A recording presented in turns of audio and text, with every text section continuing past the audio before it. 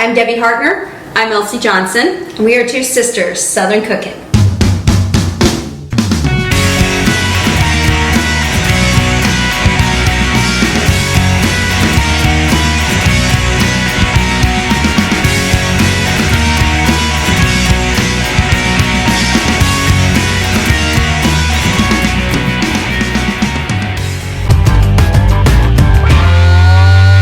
Today we want to wish you Merry Christmas. Merry Christmas, everyone. We are making a special cake today for our stepdad Morris. We are going to try and convert all the non-fruitcake lovers, which is typically me too, but the fruitcake that I'm making today does not have your traditional fruits in it that a normal store-bought fruitcake has. So Elsie's putting what she has in her pantry in here because this is basically what you do, what they did back in the day. Right. Whatever you had available. Right. So the fruits that I actually have are dried apricots. I have some dates. I have dried cranberries, and I have dried raisins. Well, raisins are dried, pretty much I have raisins in my house all the time because everybody here loves raisins. Mm-hmm. But anyway, so that's all the fruits that are going in. And our nut that's going in, you can put whatever nut you choose. You could do cashews, you could do walnuts, you could do almonds. But I have pecans because that's where I live. I have pecans all the time. We're in pecan country here. So I'm putting pecans in mine. But anyway, so I've got all my fruit chopped up that needed chopped up. Some of it needed chopped up. Raisins didn't need chopped. But we're going to make us a delicious fruit cake, and hopefully it'll convert you. She's got to convert me. I'm going to let her have at it. As you typically see in traditional store-bought fruit cakes, you'll see a lot of cherries, like the maraschino, different colored cherries. I'm not putting none of that in there. I'm not much of a maraschino cherry fan. That's what turned me off to fruitcakes to begin with, was the artificial taste of the fruits that were in a fruitcake. And these are fresh. I mean, these are fresh dried fruit. So this is not going to be your traditional fruitcake. So if you're not a fan of it, just be a believer. Yeah. We'll let you know what we think when we're said and done, and if I convert her here. I'm going to step away to gather ingredients for another recipe, and she's going to take it away. So have at it, sis. Merry Christmas, everybody, though. Merry Christmas. All right, so I'm putting my fruit out of the way because that doesn't come yet. I am going to put my butter and my brown sugar in first. And of course, that's usually your first step. You cream it. So I'm going to do that. So we'll get started here. I have a cup of butter, a cup of brown sugar, and I'm going to turn that on, and I'm going to start creaming it. It may take 3 to 4 minutes to get it until all the sugar is dissolved. And then I'll start adding in my other liquid ingredients, which would be the eggs, sour cream. Sour cream is going to make this nice and moist. I'm going to tell you that. Sour cream in any cake makes it moist. And the vanilla. So I'm going to start this, and then we'll be right back to move on once this is creamed together.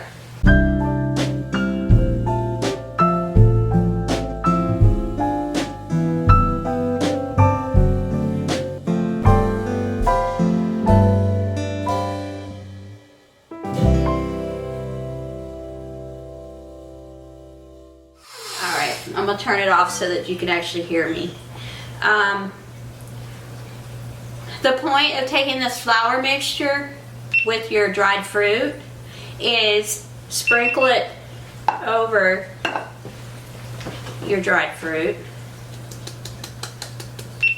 And I'm going to just reach in here, and I'm just going to make sure that this flour mixture coats every single piece of fruit in here. By doing that, that's going to help it stay put in the batter wherever it ends up. You know, it'll be not all at the bottom. You'll have it all through the whole cake.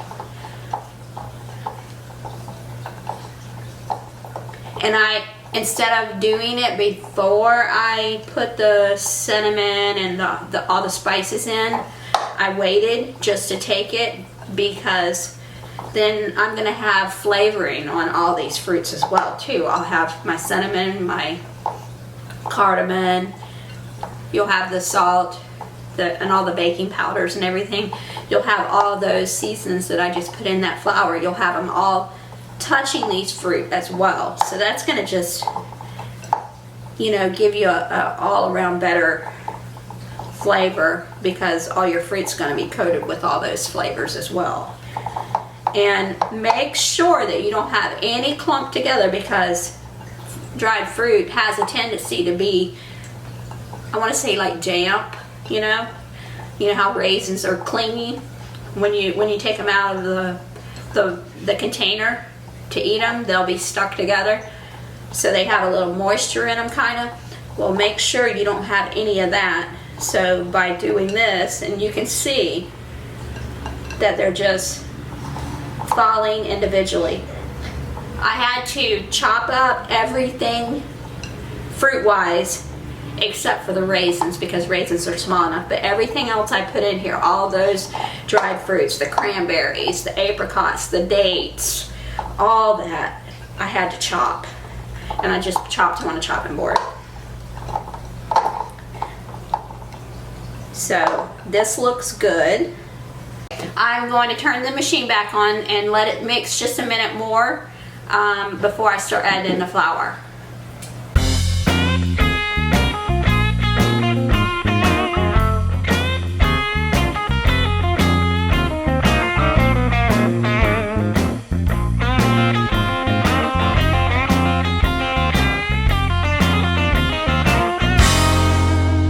When you look at it like this, it doesn't seem like there's much volume to the cake mixture, but what's going to add volume is when you put all this dried fruit in.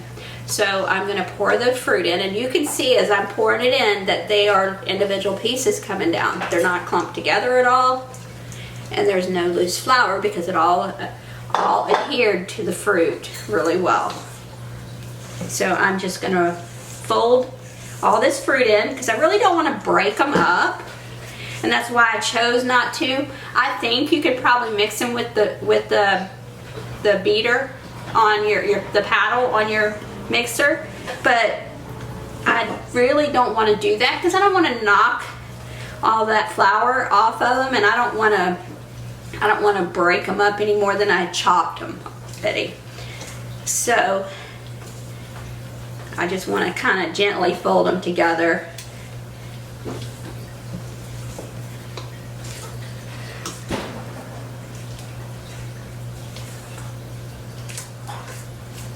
Alright, now I have my cup of chopped pecans. They're roughly chopped. I chopped them in my little chopper. There's some that are finely chopped, some that are more bigger pieces, which will give us a good variety of what it's gonna, the texture of it when the cake comes out of the oven. I have a tube pan over here, and we sprayed it already with the baking spray, which has flour in it. You could put grease or butter or whatever you want, and then put flour on it on your pan if you choose, like the old-fashioned way, of the way we grew up doing. Or you could use that baking spray. We love the baking spray because it's so easy. It's kind of no fail, and it's just, it usually is no issues releasing your cakes whatsoever. Alright, so I have my pecans all spread apart in here. They're mixed in and incorporated pretty good. So I'm going to move all this out of the way so I can bring my tube pan over.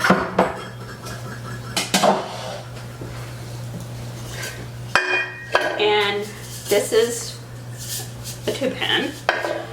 Alright, one little pecan fell out. Put it in. Alright, so I am going to just pour this in here and spread it around, all the way around, evenly, or as even as you can get it. You can go back and you can level it out if you want.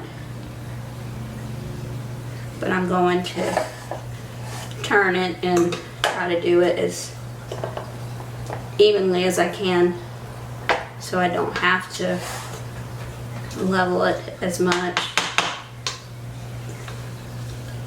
As you can see, this does not look like no store-bought fruitcake. This is not your typical commercially baked store-bought cake. You come to take a look? I did. I want to be nosy. Nosy neighbors. That's right.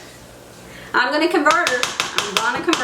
So, curious, is there any baking powder or baking soda in this? Yes, baking powder, baking soda, salt, and It's all your leavening agents. yeah, and then your seasonings, which was cinnamon, cardamom, ginger, and nutmeg, I believe. There might be one more in the mix of that. But just going off of memory of what I pulled. So it's a very dense cake. Yeah, and fruitcake is dense. Okay. But this is going to be super moist because it's got the sour cream in it. And I can tell you, sour cream Does make moistens everything if you put it in a cake. And if you bake your cakes low and slow, more tender, moist. And that's another thing about this recipe.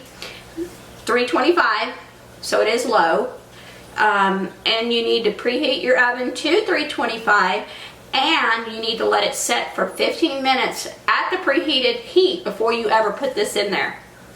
So I'm going to spread this out, but to even it out. But when you bake it, it's 80 to 90 minutes, or until a skewer or a cake prod, or something that you use to test to see if your cakes are done, comes out clean. We will put this in the oven for 80 to 90 minutes after it's been sitting at the preheated heat of 325 for 15 minutes.